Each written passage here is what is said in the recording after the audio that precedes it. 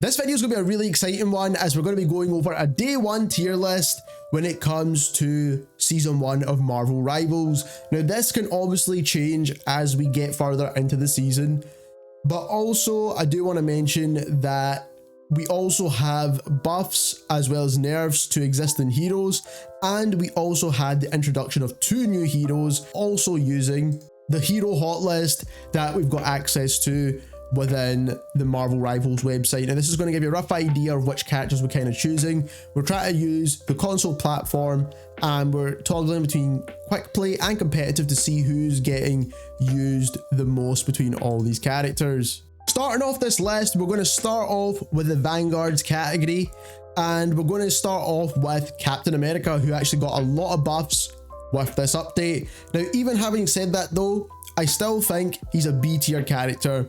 Now, his buffs are definitely fantastic. They allow you to do combos more often because his timers got reduced. So that is something that you do need to factor in. Then we have Magneto, and Magneto in my opinion is A tier. We never really got many adjustments to Magneto other than his team up, so that's not really going to change the character too much.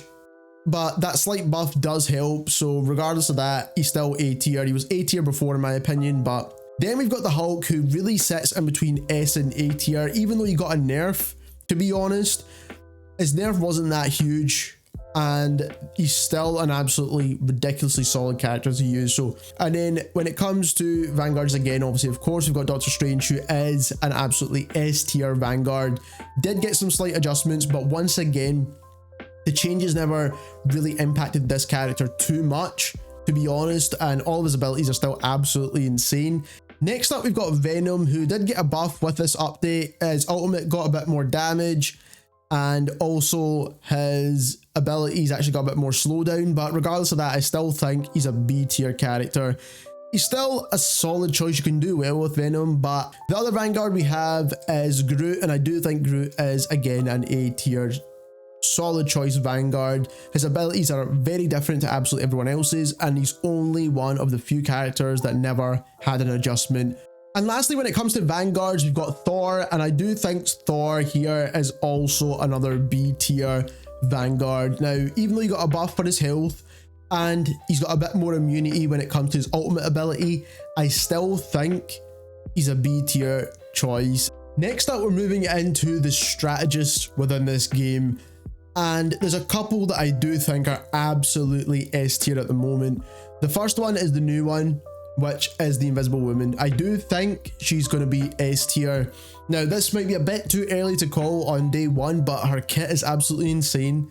And just the ability she has when it comes to being a support character, she's absolutely got it. Now, the healing rate is not quite as good as some of the other characters, but the fact that she's kind of like a duelist hybrid just makes this character absolutely insanely good to use.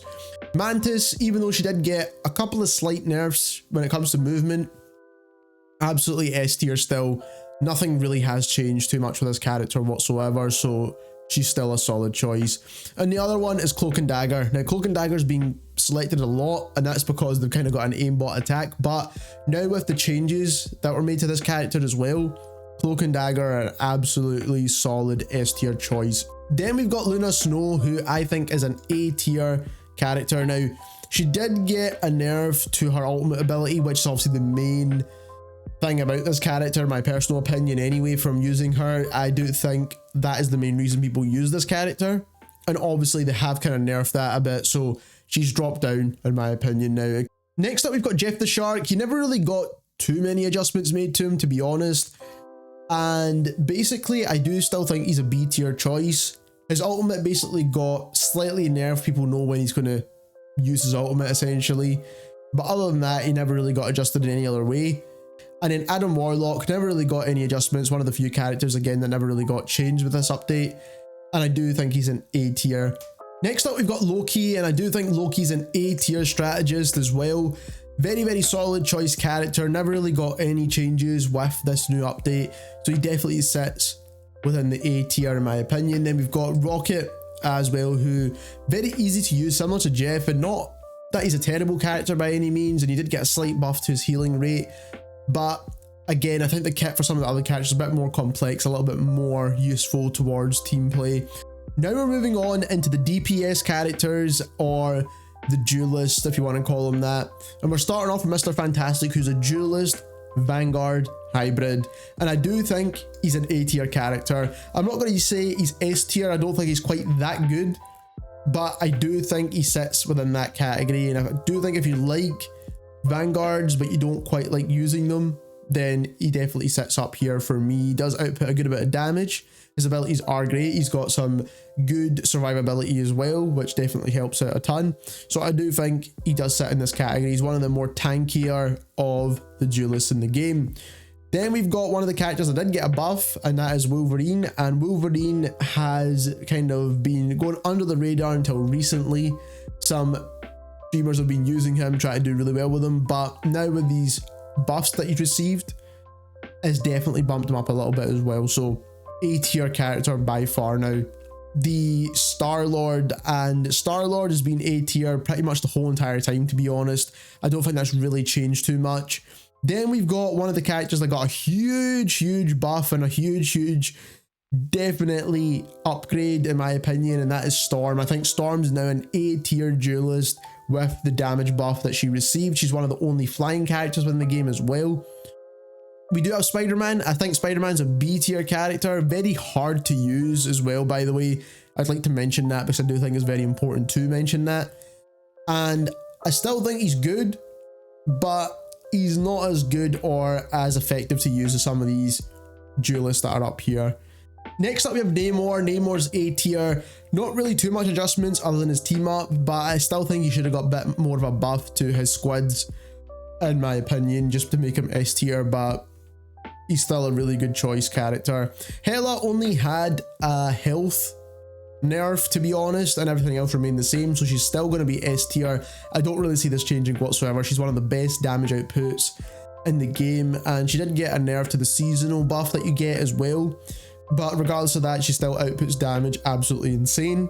Then we've got Moon Knight, and Moon Knight can definitely sit between A and B tier 100%.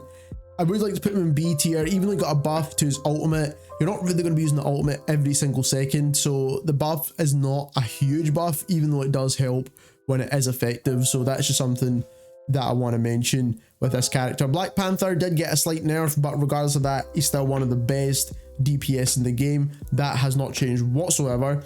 Then we do also have Hawkeye, who is probably still the best range character within the game, even with the changes that have been made, only to how long it takes for him to actually charge up his bow, which, to be honest, is not that much of a nerf, to be perfectly honest with you. Just the damage output alone of one-shotting enemies makes him absolutely insane, and that is still why Black Widow is still not the best choice in this game, even though she did get a buff to some of the abilities and stuff.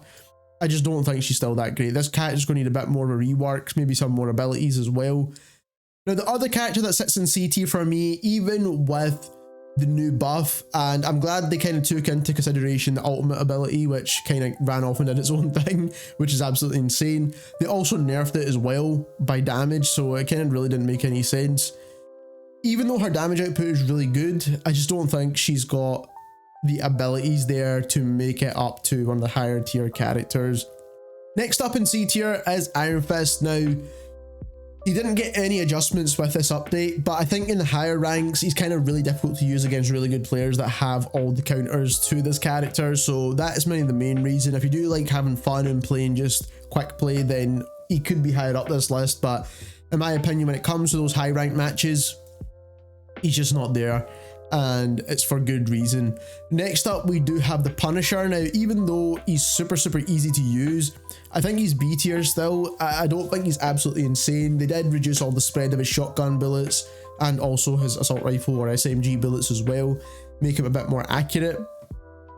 But regardless of that, I don't think it's really made too much of a difference to this character.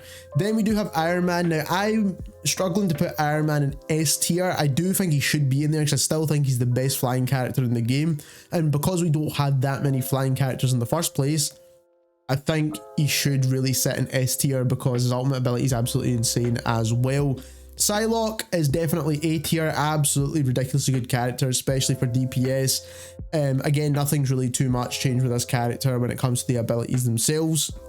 Scarlet Witch got a slight adjustment within this as well, and the way her adjustment works is that basically the low health characters die a little bit quicker, but the higher health characters, so anything above 500 HP, take a little bit longer to kill. I don't really know how that really fits with this character. I think it kind of makes her more or less the same as before, in my personal opinion. But it is technically a buff that she got.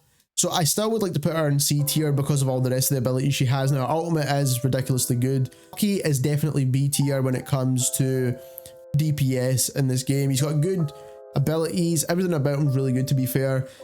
I just think he's not quite as good as some of the others in the game. When it comes to magic, she's definitely B tier still. Even though she got a buff to her damage slightly for one of the abilities, I just still think she's not super good compared to some of the others. Then we've got Penny Parker, who's C tier. This is actually a Vanguard that I missed out at the start of this video, so I just want to basically put this in place here. She got some buffs, to be honest. They're decent changes, make the character a bit more viable, but still not the best. Now, what you have noticed here is no character is unusable within this game after this update, so that is what I recommend. I just think every character can be used well now, and I don't think any character's absolutely trash in this game anymore, which is really good to see, and I think that's where you want the balance in the first place. If you enjoyed this video, don't forget to subscribe, and thank you very much for watching.